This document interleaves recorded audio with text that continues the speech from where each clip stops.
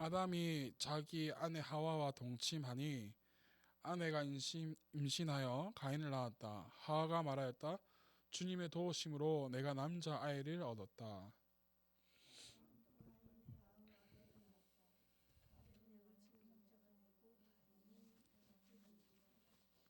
세월이 지난 뒤에 가인은 땅에서 거둔 곡식을 주님께 제물로 바치고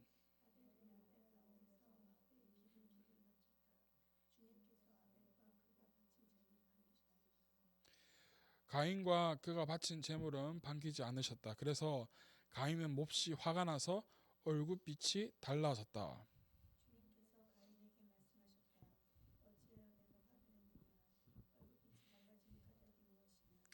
내가 올바른 일을 하였다면 어찌하여 얼굴빛이 달라지느냐? 내가 올바르지 못한 일을 하였으니 제가 너의 문에 도사리고 앉아서 너를 지배하려고 한다. 너는 그 죄를 잘 다스려야 한다.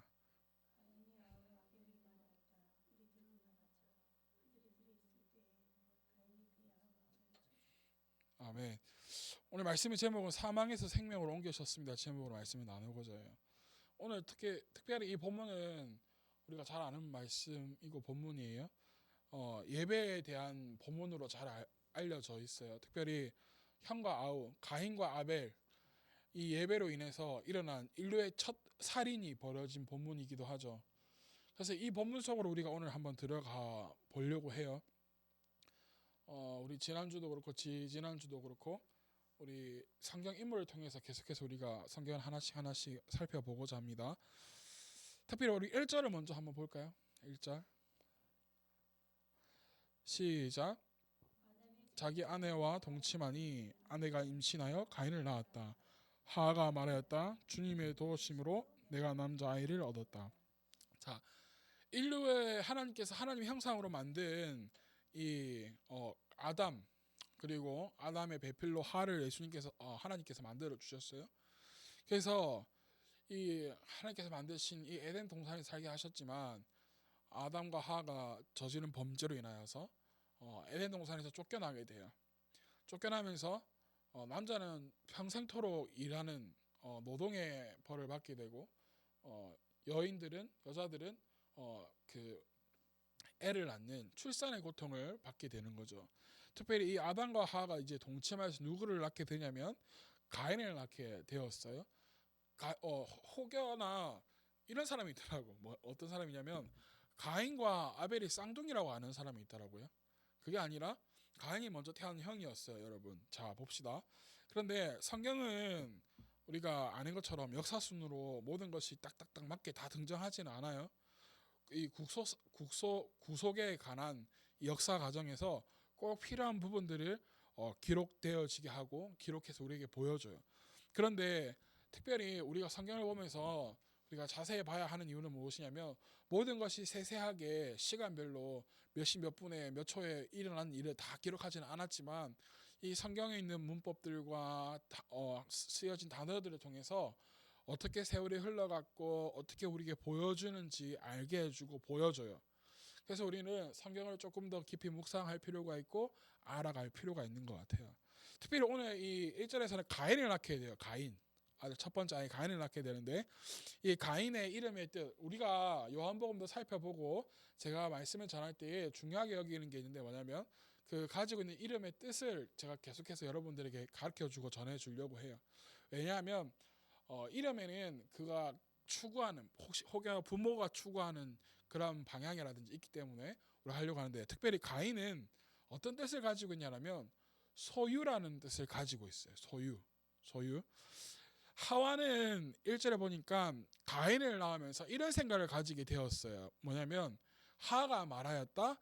주님의 도우심으로 내가 남자아이를 얻었다. 그러니까 이 하나님께서 아담과 하와를 보내시면서 약속하셨던 것. 그러니까 무엇이냐면 여자의 후손으로 주어진다라는 것. 그 약속을 생각했던 것 같아요. 근데 성경에서 말하는 여자의 후손으로 통해서 나오는 것은 무엇이냐면 예수님을 상징하는 거였어요. 그러니까 하와는 주님의 도우심으로 아들을 얻게 되기 때문에 이 아들에 대한 기대감이라든지 혹은 이 것들을 너무나도 많이 가지고 있었다는 것을 알 수가 있어요. 특별히 내가 주님의 도우심으로 내가 남자를 얻었다라고 나와 있는 이 얻었다라는 말은 창조를 이야기할 때, 창조를 했을 때, 창조되어졌다고 할 때 쓰여지는 단어예요. 그래서 하와는 이 3장에서 하나님께서 약속하신 그 여자의 후손으로 가인을 착각했어요.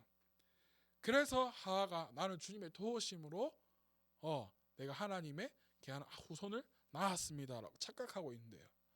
그런데 바로 2절을 이어서 이런 착각 속에서 아들을 얻게 돼요. 아들, 또 하나의 아들을 얻게 되는데 2절 한번 볼까요?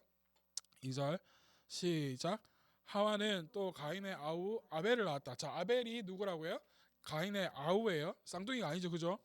그래서 이 아벨은 양을 치는 목자가 되고 가인은 밭을 가는 농부가 되었다라는 거예요. 아벨도 이름에 뜻이 있어요. 무엇이냐면 먼지, 티끌이라는 뜻을 가지고 있어요. 여러분, 아까 전에 가인은 소유라는 기름을 가지고 있고 또 주님의 도우심을 낳았다라는 그러한 귀한 자부심을 가지고 있었는데 왜 두 번째 아들이 태어나면서 이름을 먼지, 티끌 이런 걸로 지었을까요?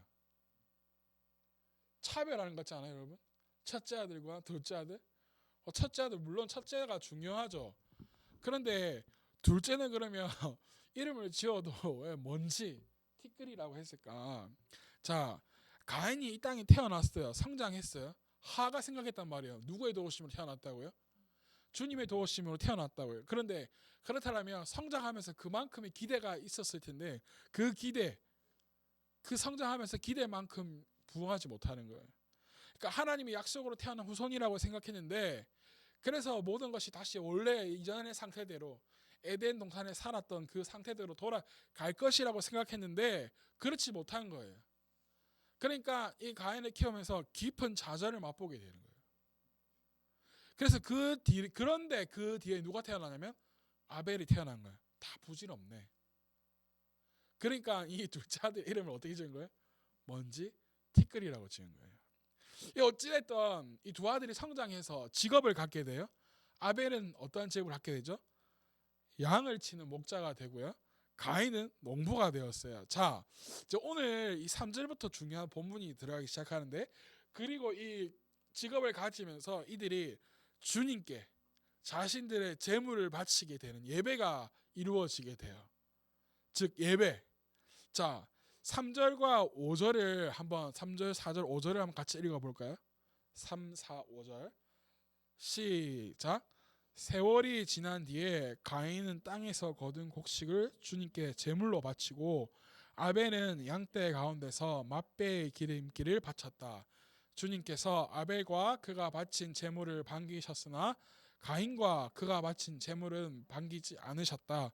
그래서 가인은 몹시 화가 나서 얼굴빛이 달라졌다. 여러분 오늘 우리가 이 본문을 이해할 때 여러분들은 어떻게 이해하고 계세요?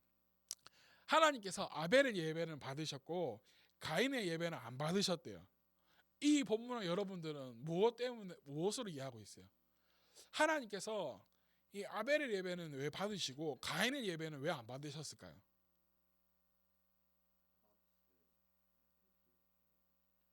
맛배의 기름비를 바쳐서 처음 것을 바쳐서 자, 하나님께서 그러면 고기만 좋아하시는 분일까? 어떤 사람이 이렇게 많은 사람들이 이야기를 어떻게 말하냐면 아벨의 제사는 예배는 피를 흘린 제사고 가인은 피를 흘리지 않은 이 예배이기 때문에 하나님께서 받지 않으셨다라고 이야기를 해요. 그럴 수 있을 것 같아요, 그죠? 구약 제사를 보면 이 피가 꼭 필요하니까. 그럼 여러분 성경을 자세히 제가 보아야 된다고 했어요. 피 흘림이 없는 제사도 하나님께서 드리도록 해주셨어요. 우리 제사의 종류가 여러 가지가 있는데 특별히 곡물만 드리는, 곡식만 드리는 제사가 있었어요. 그 제사가 뭐냐면 소제예요. 소제. 평상시에 수없이 드리는 예배. 자, 여러분 성경을 한번 찾아보실래요? 못 믿는 것 같아 보이니까 레위기 2장으로 한번 가봅시다. 레위기 2장 1절에서 2절입니다. 한번 읽어봅시다. 시작. 나 주에게 곡식 제물을 바치는 사람은 누구든지 고운 밀가루를 제물로 바치는데 거기에 기름을 붓고 향을 얹어서 바쳐야 한다. 여러분, 나 주에게 곡식 제물을 바치는 사람은, 그러니까 밀가루 제물로 바칠 수 있다라고 이야기해요. 그죠?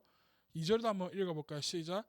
그가 그 제물을 아론의 혈통을 이어받은 제사장들에게 가져오며 제사장은 기름으로 반죽한 밀가루에는 가루 한 줌을 걷고 향은 다 거두어서 그 제물을 모두 바치는 정성의 표시로 제단 위에 올려놓고 불살라야 한다. 이것이 제물을 불에 태워서 그 향기로 나 주를 기쁘게 하는 살라 바치는 제사이다. 이게 소제라는 거예요. 그러니까 피 흘림이 없어도 곡식으로도 예배를 드릴 수 있다라는 거예요, 여러분. 자, 그렇기 때문에 이 가인과 이 아벨의 제사를 피 흘림이 있다 없다로 하나님께서 예배를 받으셨다 받지 않으셨다 이야기할 수 있어요, 없어요? 없어요, 여러분. 그죠? 그러면 한번 다시 우리 본문으로 돌아가서 오늘 읽었던 창세기 4장 3절을 한번 읽어볼까요, 여러분? 다시 창세기 4장 3절 시작. 세월이 지난 뒤에 가인은 땅에서 거둔 곡식을 주님께 제물로 바치고. 자, 여기 보니까 세월이 지난 뒤라고 나오죠, 여러분. 처음에 이 세월이라는 것은 날이라는 뜻을 말해요. 날. 근데 지난 뒤에라는 이 지나는 단어는 무엇이냐면 심판과 종말을 이야기할 때 사용되어지는 말이에요, 여러분. 근데 창세기 이제 겨우 4장밖에 안 왔어요, 여러분. 근데 왜 심판과 종말 좀 뒤에 나와야 될 것 같은 이 단어가 왜 창세기 4장에 나오는가? 또 그리고 처음으로 예배가 이루어지는 그 첫 예배에 이런 말이 나오는가라는 거예요, 여러분. 자, 세월이 날이 지났는데 어떤 날이 지났냐면 여러분 이것을 잘 이해해야 돼요. 농사나 양치는 그 계절 한 절기가 지났다라는 거예요. 그래서 그것을 통해서 한 소득이 이제 생겨서 그것이 되어지는 소득이 이루어지는 그 때가 되었다라는 거예요. 그렇기 때문에 열매가 맺혀지게 되는 거죠, 여러분. 다시 말해서 양을 치는 농사를 하는 날이 다 지나고 열매를 수확하는 시기가 되었다라는 말이에요. 오늘 3절에서 세월이 지난 뒤에라는 것은 가인과 아벨이 성장했다는 그 세월이 지났다라는 뜻을 말하는 게 아니라 이 두 아들들이 직업을 가졌잖아요, 그죠? 한 사람은 양을 치는 목자, 한 사람은 그 농사를 짓는 농부가 되었는데 한 절기가 지나서 그것에 이제 열매가 태어나는 시기가 되었다라는 거예요. 그래서 이 구절은 조금 어려워요. 그래서 이 구절 속에는 가인과 아벨이 드리는 예배는 단순한 예배가 아니라는 것을 보여줘요. 특별히 우리는 예배를 드리고 있지만 예배는 언젠가 끝이 나요, 그죠? 종말이 이루어진단 말이에요. 그 종말의 앞에서 우리는 무엇을 가지고 하나님 앞에서요? 우리가 그동안 살았던 결과물을 가지고 하나님 앞에 선다라는 거예요. 그래서 오늘 가인과 아벨의 이 예배가 단순히 그냥 평소에 드리는 예배만으로 우리가 생각할 게 아니라 우리가 마지막 주님 앞에 설 때에 어떤 결과물과 열매를 가지고 하나님 앞에 설 것인가에 대한 것을 우리가 생각해야 되는 거예요. 그 결과물을 가지고 누가 오늘 예배를 드린 거예요? 가인과 아벨이 예배를 드리는 거예요. 자, 꼭 교회에서만 예배 드리는 것 말하는 거 아니에요, 여러분. 삶의 예배 속에서도 결과물이 있어야 한다라는 거예요. 자, 우리 3절과 4절을 다시 읽어봅시다. 시작. 세월이 지난 뒤에 가인은 땅에서 거둔 곡식을 주님께 제물로 바치고 아벨은 양떼 가운데서 맛배의 기름기를 바쳤다. 주님께서 아벨과 그가 바친 제물을 반기셨으나. 여러분, 가인과 아벨이 두 사람 다 예배를 드립니다. 그죠? 그런데 아벨의 예배 속에서 차이가 드러나게 돼요. 다름이 보여요. 그 첫 번째 하나는 무엇이냐면 맛배라 그래요. 이 맛배를 사전적으로 뭐라고 말하냐면 짐승이 처음으로 새끼를 치는 일. 그러니까 첫 새끼라는 거예요. 그러니까 첫 음으로 낳는 그 새끼를 말하는 거예요, 여러분. 그리고 또 하나는 뭐냐면 기름기를 바쳤대요. 기름기를 바쳤다는 것은 자기가 가지고 있는 가장 좋은 것을 하나님께 바쳤다라는 거예요. 아벨의 예배 속에서 가인이 얼마나 형식적인 예배를 드렸는가에 대해서 말하고 있어요, 여러분. 가인은요, 특별히 하나님께 준비하거나 그러지 못했어요. 그냥 드렸어요. 아벨은 그렇지 않았다라는 거예요. 가장 좋은 것을 하나님께 드렸어요. 그런데 이것은요, 정성을 다해야 된다는 뜻이 아니에요, 여러분. 물론 예배 정성을 다해야 됩니다. 그런데 오늘 이 본문에서는 중요한 것이 하나가 있어요. 우리가 예배를 드림에 있어서 물론 정성도 있어야 하지만 우리가 그냥 형식적으로 드리는 예배가 아니어야 한다라는 거예요. 우리 히브리서 11장 4절도 한번 찾아보실래요, 여러분? 같이 한번 읽어볼까요? 시작. 믿음으로 아벨은 가인보다 더 나은 제물을 하나님께 드렸습니다. 이런 제물을 드림으로써 그는 의인이라는 증언을 받았으니 하나님께서 그의 예물에 대하여 증언하여 주신 것입니다. 그는 죽었지만 이 믿음으로 말미암아 아직도 말하고 있습니다. 자, 아벨의 제사가 하나님께서 받아주셨는데 그 이유는 무엇에 있어요? 믿음에 있다라는 거예요, 여러분. 다시 말해서 예배의 동기가 달랐다라는 거예요. 이 믿음 안에는. 여러분, 오늘 히브리서 11장 4절에 보니까 믿음으로 아벨은 가인보다 더 나은 제물을 하나님께 드렸대요. 근데 하나님께서 더 나은 제물을 드렸기 때문에 받았다가 아니에요, 여러분. 그 뒤를 보세요. 이런 제물을 드림으로써 그는 의인이라는 정을, 그러니까 제물은 증거에 불과하다라는 거예요. 하나님께서 그 예물에 대하여 증언하여 주신 것입니다. 그 예물이 정성을 다해서 드려서 하나님께서 그 예배를 받으셨다가 아니라 그 드린 제물은 증거밖에 안 되는데 사실은 그 제일 중요한 것이 무엇이냐면 믿음이었다라는 거예요. 믿음. 근데 이 믿음은 예배의 동기라는 거예요, 여러분. 예배의 동기. 자, 이사야서 말씀을 한번 여러분 보실래요? 이해를 돕기 위해서 이사야서 1장으로 한번 가볼까요? 천천히 읽어볼까요, 여러분? 자, 11절부터 읽어봅시다. 시작. 주님께서 말씀하신다. 무엇하러 나에게 이 많은 제물을 바치느냐? 나는 이제 수량의 번제물과 살찐 짐승의 기름기가 지겹고 나는 이제 수송아지와 어린 양과 숫 염소의 피도 싫다. 많은 제물이 중요해요, 안 중요해요? 중요하지 않아요, 그죠? 12절도 한번 읽어봅시다. 시작. 너희가 나의 앞에 보이러 오지만 누가 너희에게 그것을 요구하였느냐? 나의 뜰만 밟을 뿐이다. 하나님께서는요, 많은 제물을 요구하시는 분이세요? 아닌 분이세요? 아니에요. 하나님께서 많은 것을 요구하지 않으세요, 그죠? 13절을 한번 다시 읽어볼까요? 시작. 다시는 헛된 제물을 가져오지 말아라. 다 쓸모없는 것들이다. 분향하는 것도 나에게는 역겹고 초하루와 안식일과 대회로 모이는 것도 참을 수 없으며 거룩한 집회를 열어놓고 못된 짓도 함께하는 것을 내가 더 이상 견딜 수 없다라는 거예요, 여러분. 하나님께서 그냥 형식적이고 늘 변하지 않는 삶의 모습 그대로 오는 그것을 통해서 진짜 예배를 또한 사모해서 오는 것이 아니라 그냥 하나님 앞에 복을 구하기 위해서 온전한 예배가 아니라 형식적으로 그래서 하나님 앞에 제물을 바치는 그 모든 것이 싫다라는 거예요. 그러니까 그렇게 지키는 예배가 싫다라는 거예요, 여러분. 우리 14절 15절까지 마지막으로 읽어봅시다. 시작. 나는 정말로 너희의 초하루 행사와 정한 절기들이 싫다. 그것들은 오히려 나에게 짐이 될 뿐이다. 그것들을 짊어지기에는 내가 너무 지쳤다. 너희가 팔을 벌리고 기도한다 하더라도 나는 거들떠도 보지 않겠다. 너희가 아무리 많이 기도를 한다 하여도 나는 듣지 않겠다. 너희의 손에는 피가 가득하다. 동기 없는 예배, 형식적인 예배, 가시적인 예배, 이러한 모든 것을 하나님께서는 받지 않으실 거라는 거예요. 우리의 기도조차도. 아니, 우리가 드린 예배조차를 하나님께서 보기 싫으시대요. 가인과 아벨의 제사도 마찬가지였어요. 예배도 마찬가지였어요. 가인은요, 사람을 죽였기 때문에 살인자가 된 게 아니에요, 여러분. 실제로 살인이 이루어졌지만 가인은 단순히 그의 형제 아벨을 죽였기 때문에 살인자가 아니에요. 이 말은 무엇이냐면 이미 가인은 자신이 악한 것에 속해 있었기 때문에 살인이 되어진 거예요. 그는 이미 살인을 할 수 있는 그 악한 곳에 속해 있었어요, 여러분. 그래서 살인을 할 수밖에 없었어요.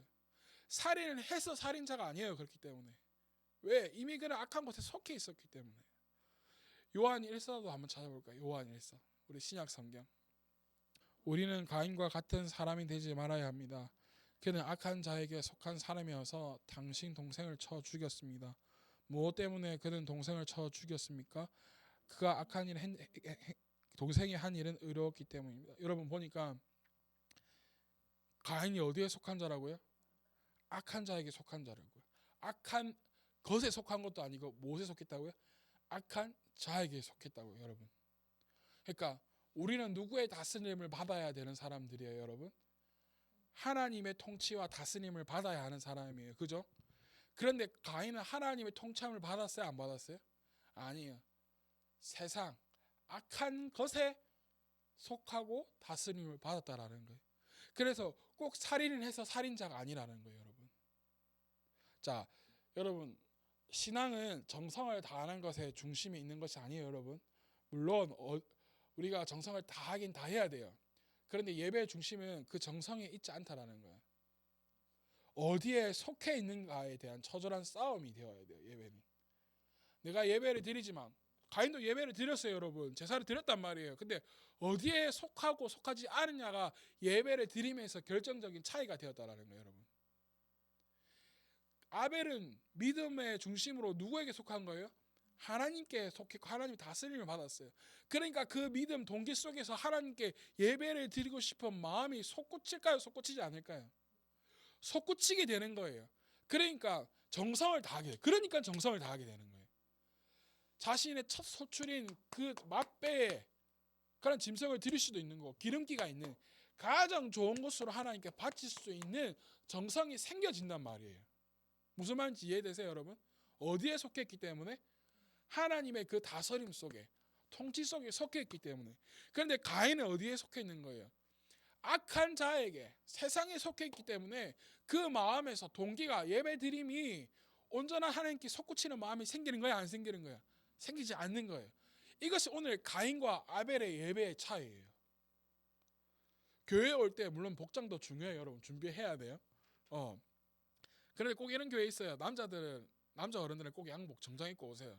여자들은 치마 입지 마세요. 뭐 이런 거.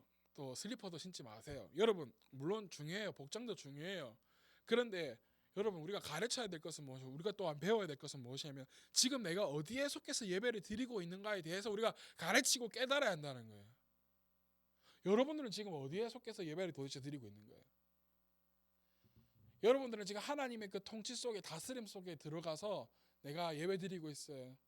아니면 세상 것, 악한 것에 속해서 그냥 오늘 주일이 되었으니까 형식적으로 예배 드리는 그러한 삶을 살아가고 있는 거예요. 우리도 어쩌면 가인과 같을지도 몰라요, 여러분. 1년에 우리 주일만 예배 드려도 몇 번이에요? 52번의 예배를 드려요, 여러분. 52번의 수요 예배 다 드린다고 104번의 예배예요. 거기다가 우리 금요 기도회 드리니까 또 52번 드려지면 106번의 공식적인 예배를 드려요, 여러분. 그 106번의 공식적인 예배 가운데서 여러분들은 과연 하나님께 속하여서 진짜 하나님께 드리고 싶은 예배가 그 욕구쳐서 치솟아서 드리는 예배가 몇 번이나 있나 이 말이에요. 하나님께서 받으신 예배를 우리는 이제는 멈춰야 돼요. 그 멈추는 것은 세상에서 우리 벗어나서 하나님께 속한 자들이 되어야 한다는 거예요, 여러분. 여러분, 제가 얼마나 영향력이 있는지 아세요? 재능 영향력도 있고 확장력도 있어요. 여러분, 3장에서 아담과 하와가 죄를 짓게 돼요. 그죠? 그래서 이 세상 가운데 뭐가 들어오게 되는 거예요? 죄가 들어오게 돼요. 우리 3장 6절을 한번 읽어보실래요? 창세기 3장 6절.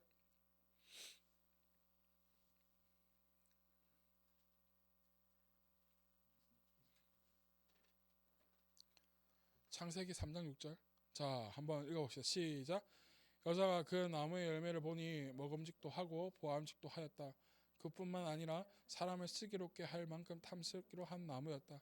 여자가 그 열매를 따먹고 함께 있는 남편에게도 주니 그도 그것을 먹었다. 여러분, 이것이 무엇이 되는 거예요? 죄가 되는 거예요, 여러분. 왜 이 먹음직도 하고 탐스럽기도 한 사람을 슬기롭게 할 만한 이 열매를 따먹는 것이 왜 죄일까요? 이 열매를 따먹는 것이 왜 죄일까요, 여러분? 하나님께서 먹지 말라고 하셨으니까. 그런데 이들이 뭐 한 거예요? 따먹은 거예요. 그러니까 죄가 되는 거예요. 그래서 이 세상에 뭐가 들어온 거예요? 죄가 들어왔어요. 이 죄가 3장에서 이 죄가 들어오고 4장에서 아벨의 죽음, 가인의 살인으로 인해서 그 죄가 어떻게 되는 거예요? 세상에서 점점 확장되어져 가요. 어디까지 확장되는지 아세요? 지금도 확장되어지고 있고 노아 방주 사건까지 끝없이 죄가 끊임없이 확장하고 확장해 나가요. 그래서 하나님께서 도저히 보시지 못해서 어떻게 한 거예요? 노아의 홍수로 다 쓸어버리신 거예요. 그래서 오늘 이 본문은 단순한 예배를 잘 들으라 수준이 아니라는 거예요, 여러분. 지금 내가 어디에 속해 있어서 예배를 드리고 있는가? 나의 소속을 확실히 해야 되는 거예요, 여러분. 여러분 소속 지금 어디예요? 하나님께 속해 있어요? 아니면 죄악 가운데 속해 있어요? 악한 자에게 속해 있어요? 어디에 속해 있어요? 우리 5절도 한번 읽어봅시다. 본문 5절. 창세기 4장 5절. 자, 5절 한번 읽어봅시다. 시작. 가인과 그가 바친 제물은 반기지 않으셨다. 그래서 가인은 몹시 화가 나서 얼굴빛이 달라졌다. 자, 여러분들이 그동안 하고 있던 오해들 5절에서 풀어야 돼요. 우리는 그동안 제물에 문제가 있었다라고 생각했어요. 그죠? 근데 오늘 제가 앞에서 말하면서 그게 아니라는 것을 우리가 점점 깨달아가고 있는 가운데 있어요. 근데 5절에 보니까 그것이 확실히 드러나요. 무엇이냐면 순서를 보세요, 여러분. 순서. 5절 보니까 가인과 그가 바친 제물이라고 있어요. 그러니까 제물을 먼저 받지 않으신 게 아니었어요, 여러분. 누구를 반기지 않으셨던 거예요? 받지 않으셨던 거예요? 가인을 반기지 않으셨던 거예요. 그러니까 가인을 반기지 않으시고 받으시지 않으시니까 자동적으로 무엇도 받아들이지 않는 거예요. 가인의 제물도 받아들이지 않는 거예요. 그죠? 그런데 가인을 우리가 계속 봅시다. 가인. 그런데 그 가인이 몹시 화가 나서 무엇이 달라졌다라는 거예요? 얼굴빛이 달라졌다. 이 얼굴빛이 달라졌다는 말은 다른 말로 얼굴을 제대로 들지 못하고 있다는 거예요, 여러분. 하나님 앞에서. 자, 아담도 범죄하고 나서 제일 먼저 한 게 무엇인지 아세요? 성경을 찾아봅시다. 다시 3장으로 가봅시다. 3장 8절에서 10절. 3장 8절에서 10절입니다. 우리 함께 읽어볼까요? 시작. 그 남자와 그 아내는 날이 저물고 바람이 서늘할 때에 주 하나님이 동산을 거니시는 소리를 들었다. 남자와 그 아내는 주 하나님의 낯을 피하여서 동산 나무 사이에 숨었다. 주 하나님이 그 남자를 부르시며 물으셨다. 내가 어디에 있느냐? 10절. 그가 대답하였다. 하나님께서 동산을 거니시는 소리를 제가 들었습니다. 저는 벗은 몸인 것이 두려워서 숨었습니다. 여러분, 죄를 지으면 죄에 또한 속하면 이렇게 되는 거예요. 하나님 앞에 제대로 자기의 모습을 드러낼 수가 없고 어떻게 하는 거예요? 숨는 거예요, 여러분. 그러니까 자동적으로 어떻게 되는 거예요? 하나님과 멀어지게 되는 거예요. 자, 오늘 다시 본문으로 돌아와서 6절과 7절을 한번 읽어볼까요? 6절, 7절 시작. 주님께서 가인에게 말씀하셨다. 어찌하여 내가 화를 내느냐? 얼굴빛이 달라지는 까닭이 무엇이냐? 내가 올바른 일을 하였다면 어찌하여 얼굴빛이 달라지느냐? 내가 올바르지 못한 일을 하였으니 제가 너의 문에 도사리고 앉아서 너를 지배하려고 한다. 너는 그 죄를 잘 다스려야 한다. 자, 여러분, 하나님께서 물어보세요. 어찌해서 내가 화를 내고 얼굴빛이 달라지냐? 여러분, 하나님께서 예배를 받지 않으셨다면 하나님께 엎드려야 돼요. 하나님께 더 엎드려서 구해야 돼요. 그런데 얼굴빛이 달라지고 하나님께 화를 내는 거예요. 너는 도대체 어째서 그렇게 하느냐? 오히려 나에게 엎드려야 하는 것 아니냐라고 물어보시는 거예요. 그러니까 7절을 보니까 어째서 도대체 얼굴빛이 또 달라지느냐? 하나님께서 계속 구하는 거예요. 여러분, 이렇게 반복적인 것을 하나님께서 깨달으라고 하시는 거예요. 그 가인이 깨달아요? 깨달지 않아요? 못 깨달아요, 여러분. 우리 요한복음 강의에서도 보면 요한복음에서 우리 계속해서 살펴보고 있듯이 사람들의 빛이, 예수님의 빛이 이 세상에 왔어요. 그런데 알아봐요, 뭐 알아봐요? 알아보지 못해요, 여러분. 자, 그런데 하나님께서 우리에게 부탁하시는 것이 딱 한 가지가 있어요. 7절에 보니까 마지막에 보세요. 너는 그 무엇을 어떻게 하라고요?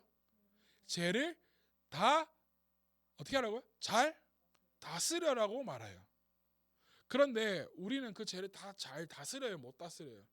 다스리지 못하죠. 그래서 다스리지 못해서 아까 말했던 노아의 그 홍수 사건, 방주 사건까지 오게 된 것 아니겠어요? 그리고 지금도 이루어지게 돼 있죠. 그래서 우리 이 죄를 잘 다스릴 수 있는 것은 누구에게 속해야 되는 거예요? 하나님께 속해야 되는 거예요. 그래서 이제는 우리가 사망의 자리에 그대로, 그러니까 악한 자에게 속해 있는 것이 아니라 우리가 언제나 어디로 옮겨져야 되는 거예요? 생명에 있는, 소망이 있는 하나님 앞에 우리가 속해야 된다는 거예요, 여러분. 자, 우리 마지막 8절도 한번 읽어볼까요? 자, 8절 마지막 8절 읽어봅시다. 시작. 가인이 아벨에게 말하였다. 우리 들로 나가자. 그들이 들에 있을 때에 가인이 그 아벨을 쳐 죽였다. 자, 여기 보니까 가인이, 오늘 우리가 드디어 이 살인하는 장면이 나와요. 가인이 자기 아우에게 말합니다. 어디로 가자고요? 들로 나가자고 이야기하죠. 여러분, 이 말이 무엇을 뜻하는지 아세요, 여러분? 아벨을 죽이기 위해서 가인이 준비했다는 거예요. 여러분, 우리 들로 나가자가, 우리 8절을 다 읽어보니까 우리 들로 나가자가, 야 아벨아 우리 나가서 놀까? 이런 말로 들리세요? 어떤 말로 들리세요? 8절 전체를 우리가 읽고 나서 들어보니까 들로 나가자가 단순히 놀러 가자는 뜻이 아니에요, 여러분. 가인이 아벨을 죽이기 위해서 뭐 했다는 거예요? 계획했다는 거예요. 준비를 했다는 거예요. 그래서 가인의 사건은 갑자기 분해가지고 하나님께서 예배를 받지 않으신 것 때문에 급발진해서 죽인 게 아니라는 거예요. 우발적으로 죽인 게 아니라요. 아주 침착하게 준비하고, 그래서 아주 고의적으로 죽였다는 거예요, 여러분. 그런데 죽이는데 어떻게 죽여? 처참하게 죽여요. 아벨을 어떻게 해요? 쳐 죽여요, 여러분. 여러분, 도대체 맞아서 죽으려면 얼마나 맞아야 될까요? 진짜 제대로 한 방 빵 해가지고 여러분 죽지 않아요, 그죠? 그런 게 쉬울까요, 어려울까요? 쉽지 않아요, 여러분. 그런데 이 아우를 아주 처참하게 줘요. 쳐 죽여. 그런데 여러분, 이 쳐 죽였다라는 말은, 여기 영어 잘하는 친구에서 제가 이렇게 막 문법을 이야기하는 게 맞나 모르겠는데, 쳐 죽였다라는 말은요, 미완료형이에요. 미완료형. 그래서 이게 아직도 이루어지고 있는 거예요, 여러분. 이 살인이 아직도 우리 가운데 행해지고 있어요, 여러분. 근데 어떤 사람들이 이것을 행하고 있을까요? 악한 자에게 속한 자들. 자, 사랑으로 이제 말씀을 정리하려고 해요. 우리는 원래 가인의 자리에 있었어요. 악한 자에게 속해 있었어요, 여러분. 그래서 그 죽음의 그늘 아래에 허덕이고 있었어요, 여러분. 살인을 여전히 하면서요. 그런데 예수님께서 십자가에 죽으심으로 우리 요한복음에서 배웠듯이 십자가에 올려지심으로 인하여서 우리를 죽음의 자리에서 이끌어내 주셨어요. 믿으시나요? 아멘. 그렇기 때문에 비록 어둠으로 우리가 물들었지만, 세상에 물들었지만 우리가 살아갈 수 있는 게 이 이유에 있는 거예요. 예수님께서 십자가에 죽으시고 올려지심으로 말미암아. 우리 시편 23편 4절을 한번 읽어보실래요, 여러분? 찾으셨나요? 시편 23편 4절 같이 읽어봅니다. 시작. 내가 비록 죽음의 그늘 골짜기로 다닐지라도 주님께서 나와 함께 계시고 주님의 막대기와 지팡이로 나를 보살펴 주시니 내게는 두려움이 없습니다. 아멘. 그리스도의 십자가에 올려지심이 없었다라면 우리는 여전히 가인이 있었던 사망의 어둠의 그늘에 앉아 있었을 거예요. 그래서 우리는 두려워할 거예요. 무서워할 거예요. 그런데 예수님께서 십자가의 죽으심을 인하여서 이제는 우리는 죽음의 어둠의 그늘에 있는 것이 아니라 더 이상 거기에 속한 것이 아니라 어디에 속하는 거예요? 예수님의 십자가 그늘 아래로 옮겨지게 된 거예요. 여러분 십자가 그늘 아래에 속해야 돼요. 여러분 그 십자가의 그늘 아래에는 무엇이 있어요? 소망이 있어요. 그 십자가 그늘 아래에 무엇이 있는 거예요?